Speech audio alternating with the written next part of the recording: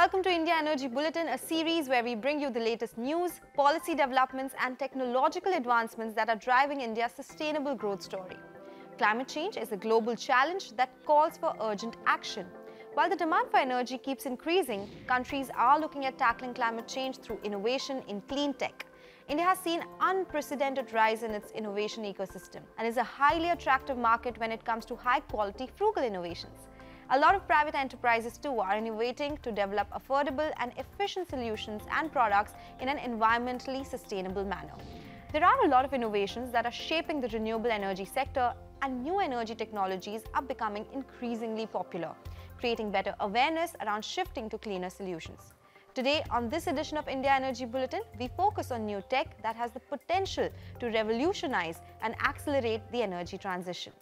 India is leading the fight against climate change, and Finance Minister Nirmala Sitharaman listed green growth as one of the 7 priorities in the Amrit Kal budget of 2023, reinforcing India's commitment to sustainable development. So here's a quick look at how the government is pushing towards green growth. Budget 2023 builds on India's commitment to lead global action against climate change, preserve biodiversity and support sustainable development. Building on to India's commitments, the government has adopted green growth as one of the key priorities to accelerate energy transition and sustainable growth to lead India in its Amrit Kal.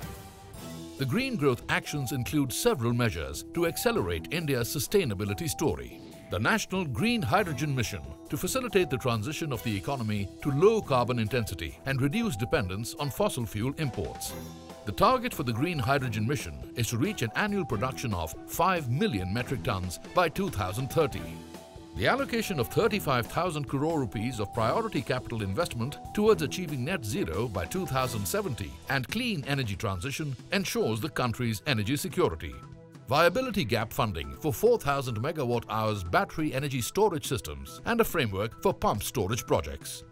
An investment of 20,700 crore rupees for interstate transmission systems for evacuation and grid integration of renewable energy to be constructed. The Green Credit Program to be notified under the Environment Protection Act for responsive actions by individuals and companies to encourage environment-friendly behavior, and 500 new waste-to-wealth plans under the Govardhan scheme announced to promote a circular economy. Finance Minister has given special importance to green building, green fuel. Everything green is very important, and green fuel is important, and that's the reason that the green is the philosophy for the futuristic technology. It is need of the country and we are on the right path. Renewable sector is going to contribute significantly, I feel, to our not only our 2030 targets, 2047 target of energy independence and net zero target of 2070. This push for green growth highlights the government's commitment and will act as an enabler in energy transition, creating green jobs and promoting sustainable development.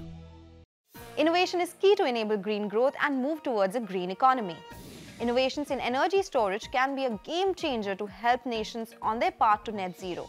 The transport sector alone is responsible for almost 25% of global CO2 emissions. Developing batteries for energy storage will play a key role in enabling low-emission mobility, as well as for stationary energy storage. Battery technologies have emerged as a leading route for decarbonizing road transport. The stationary batteries can help contribute first to smart grid development, then enable increased efficiency in daily network operations, also integration of renewable generation, and planning of more cost-efficient future network investments. Solar companies are integrating advanced photovoltaic systems to minimize the need for additional land usage.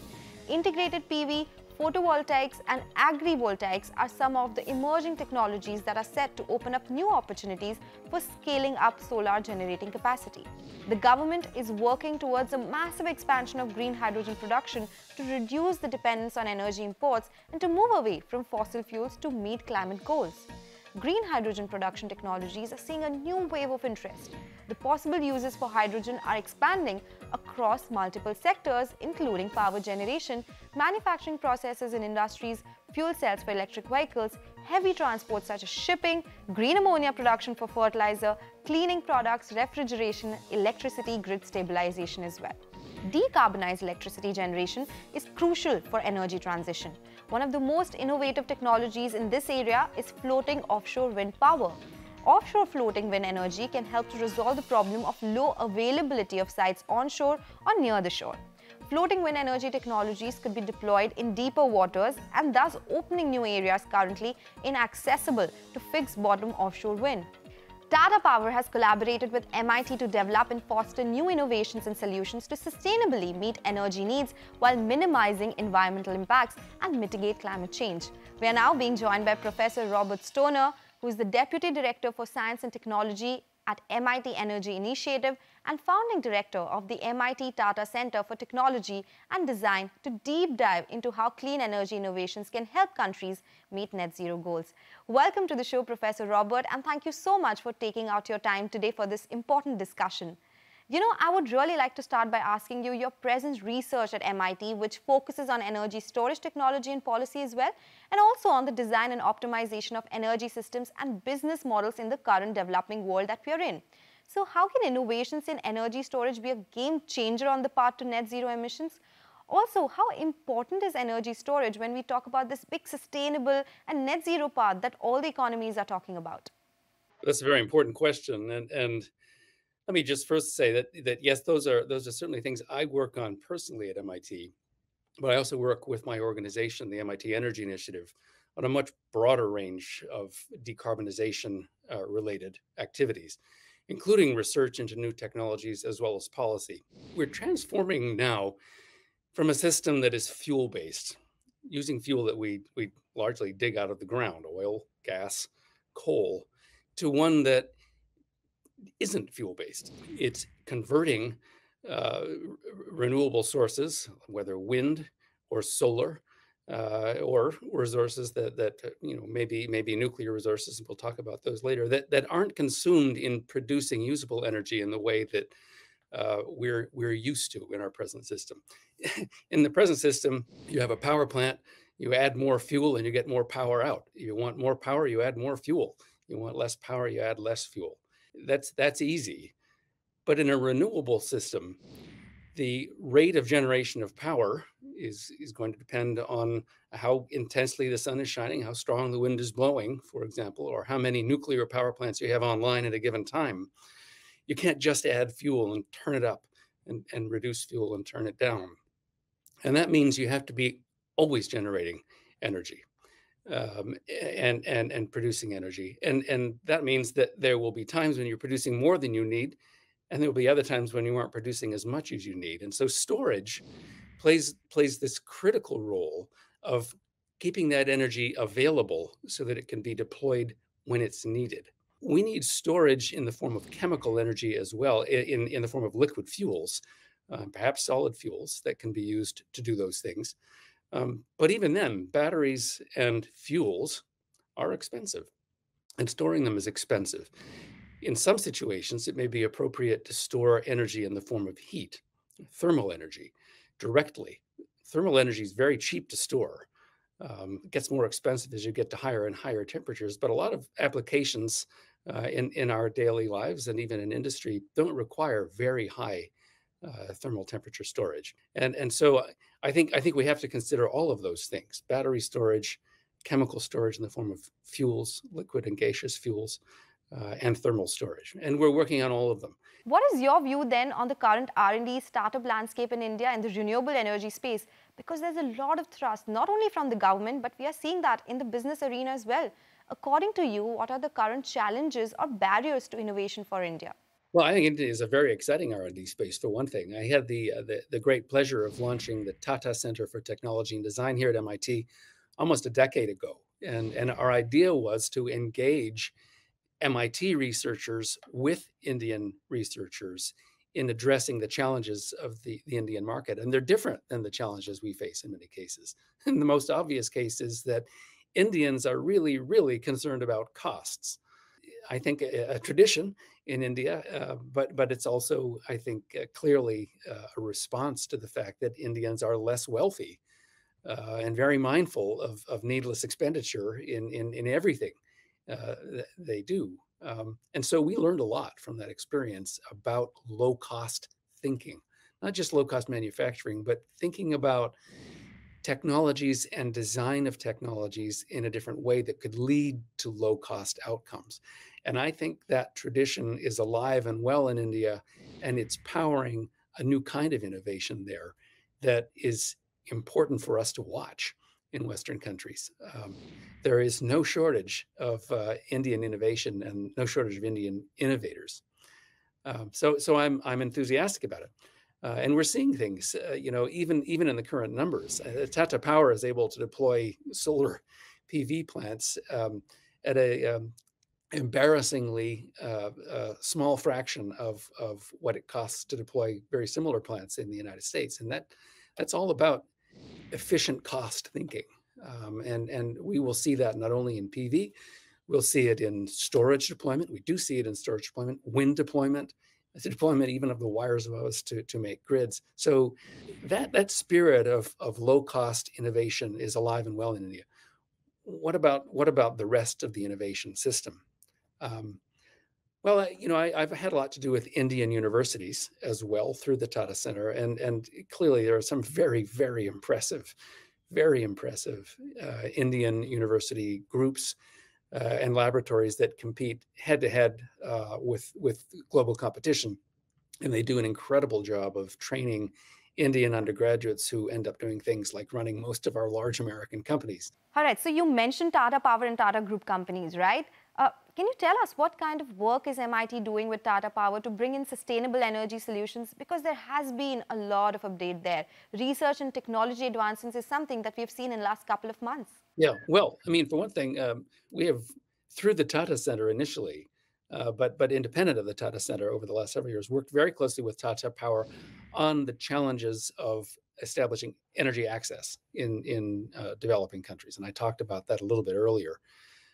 That's a process of innovation, both in technology and in regulation. And I consider Tata Power to be a leader in that kind of business and regulatory thinking. And we've learned a lot from them. In fact, the CEO of Tata Power, Pravir Sinha, Dr. Pravir Sinha, is a regular visitor to MIT. He comes and spends a week with us every year, if you can believe that, for a very senior and busy executive.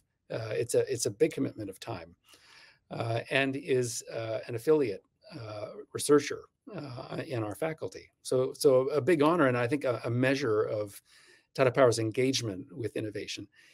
Recently, we have begun to work closely together on some of the most important technologies, including thin film photovoltaics, which I talked about recently. Tata Power is a sponsor of thin film perovskite and organic PV here at MIT. And the Tata Center, thanks to the financial support of the Tata Trusts, has long been among the biggest supporters of photovoltaic innovation here. All right, that was such an insightful conversation. Thank you so much, Professor Robert, for those insights. It was a pleasure talking to you today. And on that note, it's time to go into a quick break. We'll be right back with more innovations revolutionizing the energy sector. So stay tuned for that.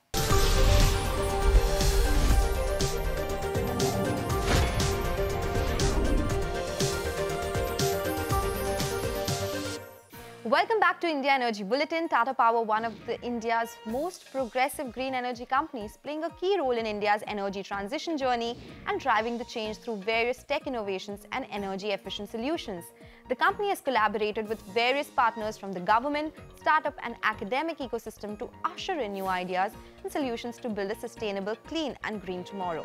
Tata Power supports the Clean Energy International Incubation Center, which is CEIIC, a joint initiative of Tata Trusts, Government of India and managed by Social Alpha. This is the first international incubator in India under Mission Innovation.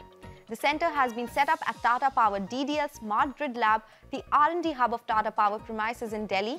The CEIIC focuses on three core areas for innovation: energy access, energy efficiency, and breakthrough clean technology.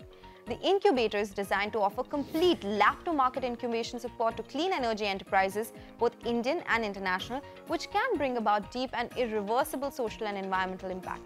With over 300 plus startups evaluated and 40 plus startups nurtured since 2018. Its vision is set to transform the entire energy value chain of consumption, generation and distribution across households and industries alike with accessible, affordable and more efficient solutions.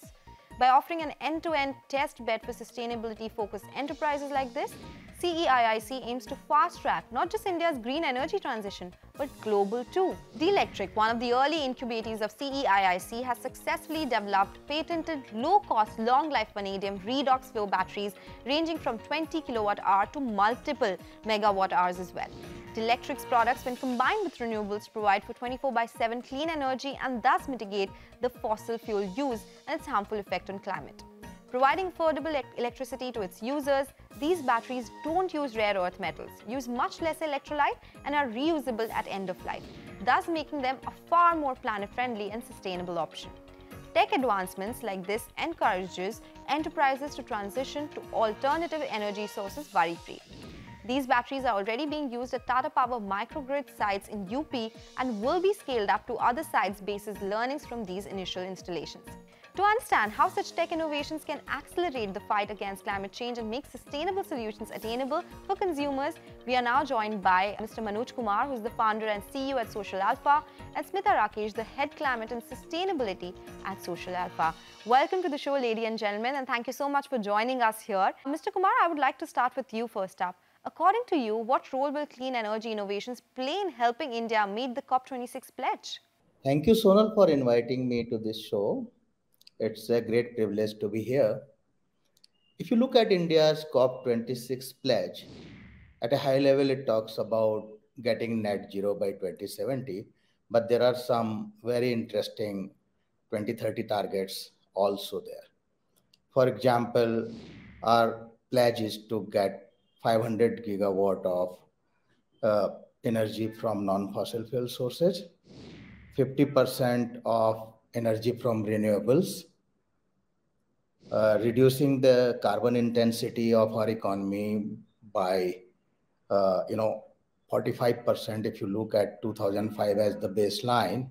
So these are some very aggressive and forward-looking targets that we as a country have given to ourselves, and this is a big pledge. And clean energy innovations are going to play a really big role in our ability to meet these numbers. So Smita, you head the climate and sustainability at Social Alpha. What are the clean energy innovations that you think will help us beat climate change? What key breakthrough innovations have you seen in the space recently? Thank you for having us on the show. Like your question rightly centers, it's the problem statements, the problems when it comes to clean energy and climate innovations that matter more. And therefore, they need to have the centricity. And so it's critical to, what's important to look at is which are these activities that will be critical to continue and grow in the coming decades. And innovation needs to address how do we do that by causing less and if possible, no harm, but also undoing the damage that we've caused in the past when it comes to the climate.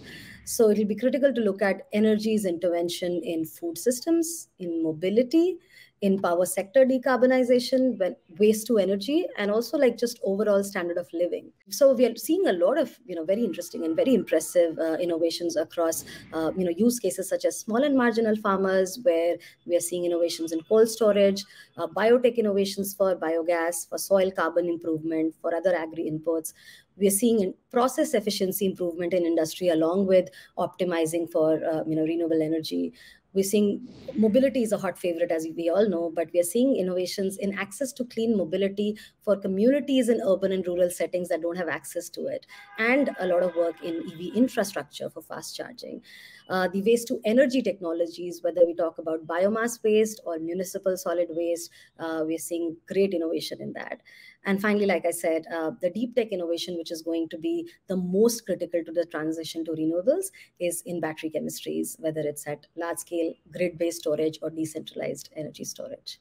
Well, Mr. Kumar, as I was pointing out earlier, Tata Power and Social Alpha have joined hands to build a unique innovation curation and venture development program, Net Zero Industry Accelerator, which is focused on industrial use cases of clean energy transition and industrial decarbonization, contributing towards India's net zero targets as well.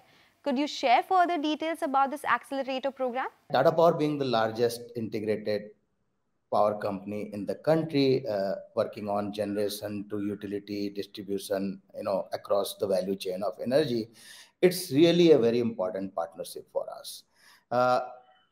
We, through this accelerator program, we are trying to identify right now various problem statements that exist not only in the energy or power sector, but also in various industries, right?